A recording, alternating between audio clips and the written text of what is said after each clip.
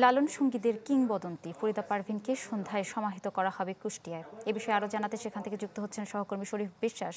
শরীফ। হ্যাঁ, ইপসিতা, আপনি ঠিকই বলেছেন। সন্ধ্যায় আমি এখন রয়েছি কুষ্টিয়া সরকারি কলেজ মাঠে। এই মাঠেই কিন্তু ফরিদা পারভিন অর্থাৎ বরেণ্য সঙ্গীত শিল্পী, লালন সঙ্গীত শিল্পী ফরিদা পারভিনের মরদেহ কিন্তু এখানে রাখা হবে, এই মাঠেই রাখা হবে এবং এখানে সর্বস্তরের মানুষের শ্রদ্ধা নিবেদনের জন্য কিন্তু এখানে রাখা হবে। এবং এরপরে যেটি আমরা শুনেছি, এখানে জানাজা শেষে কুষ্টিয়া কেন্দ্রীয় যে পৌর কবরস্থান রয়েছে সেখানে তার দাফন সম্পন্ন হবে।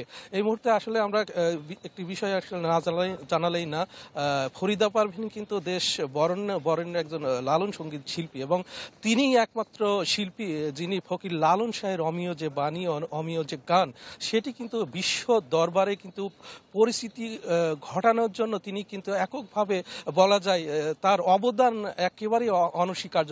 বিশেষ করে আমরা কিছুক্ষণ আগেও বিশিষ্ট লালন গবেষক অ্যাডভোকেট লালিম হকের সাথে কথা বলেছি এবং তার খুব ঘনিষ্ঠ সহকর্মী বা একসাথেই থাকতেন আলম আরা জুই, তিনিও কিন্তু লালন গবেষণা করেন এবং তার সম্পর্কে অনেক কিছু জানেন এবং তিনিও বলেছেন যে ফকির লালন শাহের যে অমীয় বাণী সেটি কিন্তু আমরা জানি সেই বাণীটি দেশের গণ্ডি পেরিয়ে বিশ্ব দরবারে কিন্তু তিনি পরিচিতি ঘটিয়েছেন।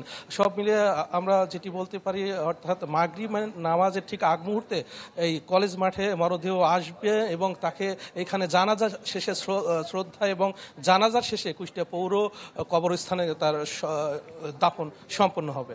ইপসিতা। শরীফ, ধন্যবাদ আপনাকে। দর্শক, যেমনটি জানছিলাম, কিংবদন্তি সঙ্গীত শিল্পী ফরিদা পারভিনকে সমাহিত করা হবে কুষ্টিয়ায়।